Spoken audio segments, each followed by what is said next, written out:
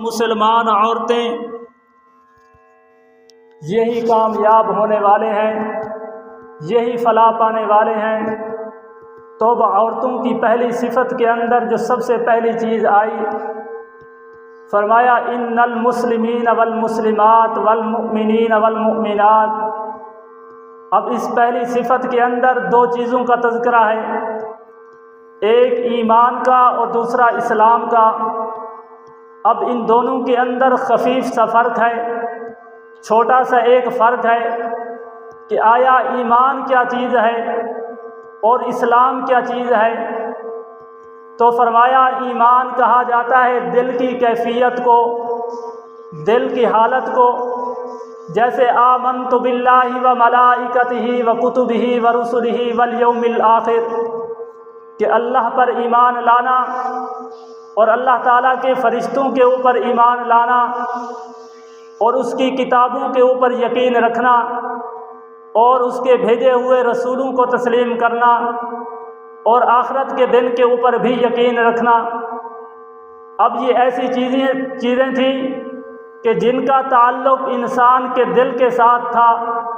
یہ اندر کی چیزیں تھیں۔ اور دوسری چیز فرمایا اسلام۔ اسلام یہ ظاہری اعضاء کی کیفیت کا نام ہے، یعنی دل کے اندر ایمان موجود ہو اور انسان اپنے وجود کو اسلام کے مطابق ڈھال لے، اسلام کے مطابق اپنے وجود کو استعمال کرے۔ تو فرمایا پہلی چیز ایمان اور دوسری چیز فرمایا اسلام۔ تو جس آدمی کے اندر ایمان بھی ہوگا اور اپنے جسم کو اسلام کے مطابق بھی ڈالے گا، تو وہی مرد اور وہی عورتیں صحیح معنی کے اندر کامیاب ہوں گی۔ اور رسول اللہ صلی اللہ علیہ وسلم کے زمانے کے اندر ایک عورت تھی کہ جس کے گھر کے اندر کھانے پینے کے لیے کوئی چیز موجود نہیں ہے، تو اس عورت نے اپنے گھر والے کو کہا کہ تو جا مسجد کے اندر اللہ کی عبادت کر، 2 رکعت نفل پڑھ اور اللہ سے دعا کر، اور میں گھر کے اندر بیٹھ کر نفل بھی پڑھتی ہوں اور اللہ سے میں بھی دعا کرتی ہوں۔ تو عورت گھر کے اندر بیٹھ کر عبادت کرنا شروع کر دیتی ہے، اللہ سے دعا مانگنا شروع کر دیتی ہے، اپنی چکی کو پھیرنا شروع کر دیتی ہے، اور گھر والا اللہ کے گھر مسجد کے اندر جا کر اللہ کی عبادت کرتا ہے، اللہ تعالیٰ سے دعائیں کر رہا ہے۔ اور یہ بھی ایک مسئلہ سن لیں، حدیث پاک کے اندر آتا ہے، اللہ کے پاک پیغمبر سرکار دو عالم صلی اللہ علیہ وسلم کی ذات نے ارشاد فرمایا کہ عورت کو گھر سے باہر نکلنے کی اجازت نہیں ہے، یعنی عورت یہ گھر کے اندر رہ کر عبادت کرے، یہ نہ ہو کہ یہ بھی مسجد کے اندر جانا چاہے کہ میں بھی مسجد کے اندر اللہ کے گھر کے اندر جا کر عبادت کروں۔ تو بہرحال عورت گھر کے اندر عبادت کرنا شروع کر دے، اور مرد، چونکہ مرد کے لیے حکم یہی ہے کہ وہ ظاہراً عبادت کرے، یعنی لوگوں کے سامنے روشنی کے اندر جا کر عبادت کرے، مسجد کے اندر جا کر عبادت کرے، اس لیے کہ عورت کا عربی زبان کے اندر معنی ہی چھپی ہوئی چیز کی ہے۔ عورت کے صرف 5 اعضاء، یعنی کہ 2 ہاتھ اور 2 پاؤں اور 1 پیشانی، اور پیشانی کا 1 بال تک نظر نہیں آنا چاہیے، عورت کو ہر وقت چھپ کر رہنا چاہیے۔ یہی وجہ ہے کہ عورت کو اسلام کے اندر پردے کرنے کا حکم دیا گیا کہ عورت اگر گھر سے باہر نکلنا چاہے کسی ضرورت کی وجہ سے، تو فرمایا اس کو پردے کے اندر آنا چاہیے، پردہ کر کے گھر سے باہر نکلے۔ اور پردے کے متعلق بہت سے واقعات آتے ہیں کہ جو عورتیں پردہ کرتی ہیں ان کے ساتھ کیا ہوتا ہے، اور جو عورتیں پردہ نہیں کرتی ان کے ساتھ پھر کس قسم کے واقعات پیش آ جاتے ہیں۔ اور پردے کے متعلق بزرگوں میں سے ایک بزرگ گزرے ہیں، مولانا قاضی احسان احمد شجابادی رحمۃ اللہ علیہ، بہت بڑے عالم دین اور بہت بڑے اللہ والے تھے، اور ان کے بڑے عجیب و غریب واقعات کتابوں کے اندر بھی ملتے ہیں۔ قاضی احسان احمد شجابادی رحمۃ اللہ علیہ وہ فرماتے ہیں کہ ایک مرتبہ میں سفر کر رہا تھا ٹرین کے اوپر، اور ٹرین کے ایک ڈبے کے اندر جہاں میں بیٹھا تھا تو میرے اس ڈبے کے اندر سامنے ایک نوجوان بیٹھا تھا۔ میں جیسے اس نوجوان نے مجھے دیکھا تو آ کر میرے ساتھ بیٹھ گیا اور کہنے لگا، حضرت آپ مجھے کوئی دیندار معلوم ہوتے ہیں، آپ مجھے کوئی عالم لگتے ہیں یا حافظ لگتے ہیں، تو میں آپ سے ایک سوال کرنا چاہتا ہوں، آپ میرے سوال کا جواب دے دیں۔ تو حضرت فرمانے لگے، ہاں لوگ ویسے مجھے مولوی مولوی کہتے ہیں، تو بہرحال پوچھو تم کون سا سوال پوچھنا چاہتے ہو۔ تو اس نوجوان نے کہا، حضرت مجھے آپ یہ بتائیں کہ عورت کے پردے کے متعلق آپ کا کیا خیال ہے، عورت کو پردہ کرنا چاہیے یا نہیں کرنا چاہیے؟ تو قاضی احسان احمد شجاع آبادی رحمۃ اللہ علیہ فرمانے لگے، بھئی عورت کو پردے کے اندر ہی رہنا چاہیے۔